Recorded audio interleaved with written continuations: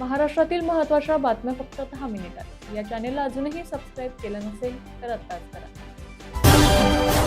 Maharashtra police दलाने बदलत्या काळातील सायबर आणि आर्थिक गुन्ह्यांसारख्या आव्हानांना सामोरे जात अधिक सज्जनतेने काम करण्याची गरज असल्याचे प्रतिपादन मुख्यमंत्री व गृहमंत्री देवेंद्र फडणवीस यांनी केले आहे. कलिना येथील सशस्त्र पोलीस मुख्यालयाच्या क्रीडांगणावर 36व्या महाराष्ट्र राज्य पोलीस क्रीडा स्पर्धा 2026च्या समारोप व बक्षीस वितरण समारंभात ते बोलत होते.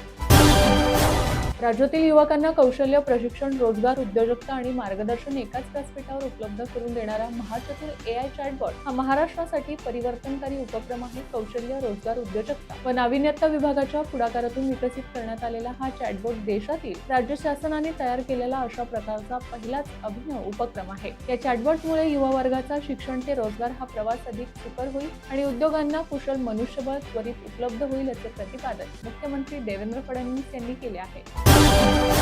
मंत्री नितेश राणे यांना 2019 मध्ये घडलेल्या चिखलपेक प्रकरणात न्यायालयाने महत्त्वपूर्ण निर्णय दिला आहे. जुलै 2019 मध्ये कणकवलीत रस्त्यांची चिखलमय अवस्था पाहून उपअभियंता प्रकाश शेडेकर यांना जाब विचारताना निलेश राणे व त्यांच्या सहकाऱ्यांनी शेडेकर यांच्यावर चिखलफेक आणि मारहाण केल्याची तक्रार होती. या प्रकरणी नितेश राणे यांच्यावर 353, 332, 504 आणि 506 कलमांनुसार गुन्हा दाखल होता. न्यायालयाने 504 कलमांअंतर्गत नितेश राणे यांना 1 महिन्याचा कारावास आणि 1 लाख रुपयांचा दंड सुनावला आहे. मात्र इतर सर्व कलमांमधून नितेश राणे व त्यांच्या सहकाऱ्यांची निर्दोष मुक्तता करण्यात आली आहे.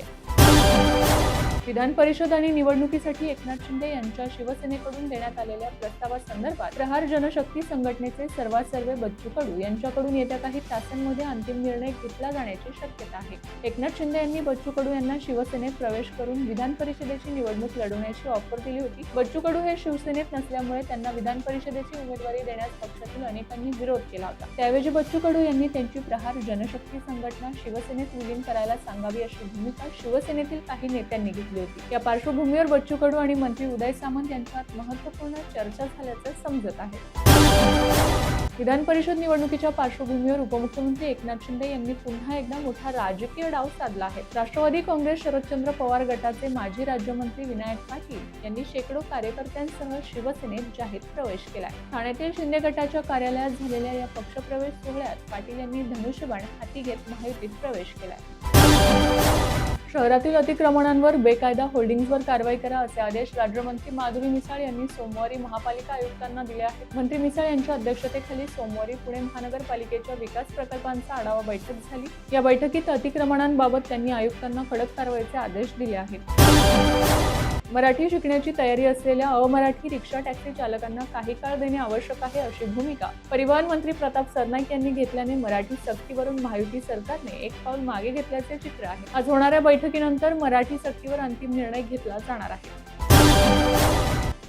ILS विधी महाविद्यालयाने विद्यार्थ्यांकडून बेकायदा वसूल केलेल्या शुल्काबाबत राज्य शासनाने कठोर भूमिका घेतली आहे. मुंबई उच्च न्यायालयाच्या आदेशाच्या अनुषंगाने सरकारने नियुक्त केलेल्या चौकशी समितीच्या अहवालाच्या आधारे विद्यार्थ्यांची बाजू न्याय ठरवून संबंधित महाविद्यालयास विद्यार्थ्यांकडून वसूल केलेले शुल्क 6% व्याजासह परत करण्याचे निर्देश उच्च व तंत्र शिक्षण मंत्री चंद्रकांत पाटील यांनी दिले आहेत. तसेच या प्रकरणाच्या पार्श्वभूमीवर राज्यातील अन्य महाविद्यालयांची चौकशी करण्याचे आदेश देखील देण्यात आले आहेत. राज्यातील इयत्ता 11वीच्या प्रवेश प्रक्रियेत पारदर्शकता आणि सुसूत्रता आणण्यासाठी शालेय शिक्षण व क्रीडा विभागाने नव्याने सूचना आणि प्रवेशाचे वेळापत्रक जाहीर केले आहे. त्यानुसार शैक्षणिक वर्ष 2026-27 पासून राज्यातील 11वीची ऑनलाईन प्रवेश प्रक्रिया 5 फेऱ्यांमध्ये पूर्ण करावी लागणार आहे. नियमित 3 फेऱ्या संपल्यानंतर मुलींसाठी विशेष फेरी घेतली जाणार आहे. तसेच 15 जुलै किंवा त्यापूर्वी शैक्षणिक वर्ग सुरू करण्यात येणार आहे. प्रशांत महासागरात एल निनो ही हवामान विषयक प्रणाली सक्रिय होऊन राज्यात सरासरीपेक्षा कमी पाऊस पडण्याचा अंदाज आहे. त्यामुळे संभाव्य चारा टंचाईवर मात करण्यासाठी राज्यात 200 कोटी रुपयांचे चारा पिकांच्या बियांचे वितरण शेतकऱ्यांना केले जाणार आहे. शिक्षक व शिक्षकेतर कर्मचाऱ्यांसाठी ई-केवायसीची मुदत आता जून 2026 पर्यंत वाढवण्यात आली आहे. पूर्वी एप्रिल-मे वेतन रोखण्याचा इशारा देण्यात आला होता. परीक्षांचे काम व प्रशासकीय जबाबदाऱ्यांमुळे अडचणी येत असल्याने हा निर्णय घेण्यात आला. मात्र ही अंतिम मुदत असून त्यानंतर कोणतीही वाढ दिली जाणार नसल्याचे वित्त विभागाने स्पष्ट केले आहे.